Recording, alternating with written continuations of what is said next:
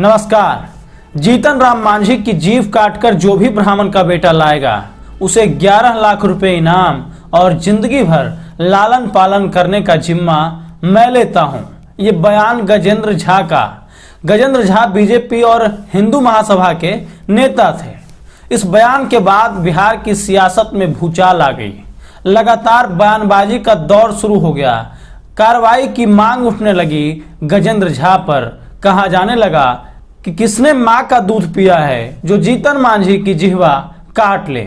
ऐसा कोई पैदा नहीं हुआ है। आंखें फाड़ फाड़ कर मांझी के नेता, जीतन राम मांझी की पार्टी हिंदुस्तानी अवाम मोर्चा के नेता ये मांग करने लगे, चिल्लाने लगे, चुनौतियां देने लगे। दानिश रिजवान की हम बात कर रहे हैं। लगातार उन्होंने बीजेपी को भी चुनौती दे दी। ये बात अलग है, इस बात का हम जिक्र भी नहीं करेंगे यहाँ कि एनडीए गठबंधन में जो सत्ता में है उसमें 4 दल हैं, मांझी भी उसका हिस्सा है, बीजेपी मुख्य दल है, जदयू और वीआईपी भी है। चारों के सहयोग से सरकार चल रही है। लिहाजा ब्राह्मणों के खिलाफ जीतन राम मांझी के द्वारा की गई अभद्र टिप्पणी के बाद आक्रोशित ब्राह्मण समाज ने सूबे के दर्जनों थानों में मांझी के खिलाफ मुकदमा तो दर्ज करा दिया। इसी बीच गजेंद्र झा ने यह इनाम राशि की घोषणा कर दी थी। इसके बाद बयानबाजी शुरू हो गई। मांझी के नेता चुनौती देने लगे। इसके बाद मांझी भी अपने तल्ख तेवर ब्राह्मणों के लिए दिखाने लगे। सबसे पहले तो उन्होंने माफी मांग ली थी कि अगर ऐसी किसी को आहत हुआ है मेरे उस शब्द से, हरामी से, तो हम इसके लिए खेद व्यक्त करते हैं, माफी मांगते हैं। बाद में यहां तक आ गए, कहने लगे कि हमने तो ये सही ही कहा कि जिन्हें पढ़ना नहीं आता है, जो ढोंग रखते हैं और मांस मछली का सेवन करते हैं, वो जाकर दलितों के यहाँ पूजा कराते हैं और यहाँ तक कि खाना नहीं खाते हैं। वैसे लोगों को मैं एक बार नहीं 100 बार हरामी कहूंगा।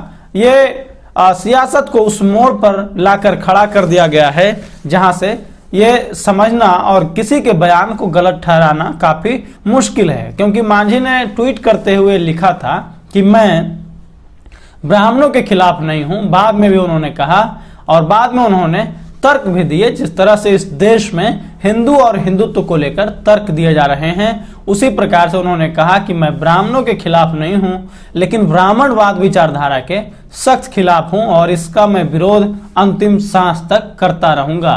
कार्रवाई हुई, मांग हुई तो कार्रवाई हुई। बीजेपी ने गजेंद्र झा को निष्कासित कर दिया।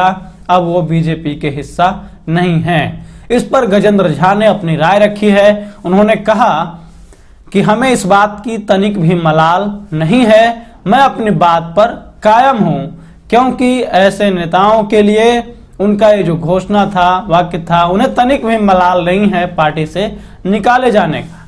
लेकिन अब सवाल यहीं से शुरू होता है कि क्या उन्होंने जब इनाम की घोषणा कर दी तो मांझी पर भी कार्रवाई होनी चाहिए। एक समाज का एक तबके को इस तरह से गाली देना, खुले मंच से गाली देना, ये कहीं ना कहीं निंदनीय है। कांग्रेस के प्रदेश अध्यक्ष मदन मोहन झा ने इसकी मांग की। उन्होंने कहा जो कमजोर है उस पर तो कार्रवाई की गई, जो मजबूत है उस पर कार्रवाई नहीं की गई। ये ऐसा क्यों? आपको पता होगा कि जीतन राम मांझी के आवास के बाहर सुरक्षा बढ़ा दी गई है। राजधानी पटना सहित बिहार भर में ब्राह्मण समाज में आक्रोश है। वो जगह जगह मांझी का पुतला दहन, थाने में एफआईआर और विरोध प्रदर्शन कर रहे हैं। इस स्थिति में जीतन राम मांझी के आवास के बाहर की सुरक्षा बढ़ा दी गई है। इस लिहाज से भी मांझी ने भी तो अभद्र टिप्पणी की है। पूर्व मुख्यमंत्री रहे हैं तो क्या हुआ? ये अलग बात है कि मर्यादा पुरुषोत्तम भगवान श्री राम को उन्होंने काल्पनिक बना दिया, महर्षि वाल्मीकि को महान बता दिया। इस बयान पर भले ही इसे कोई गंभीरता से न लिया हो, इसे सिर्फ विवादित करार देकर छोड़ दिया हो, लेकिन इसी का नतीजा है कि मांझी खुले मंच से ये कह दिए कि पंडित हरामी होता है, वो उनके घरों पर खाता नहीं है और सिर्फ नगदे की मांग करता है। अब एक सवाल मांझी जी से मैं पूछना चाहता हूं।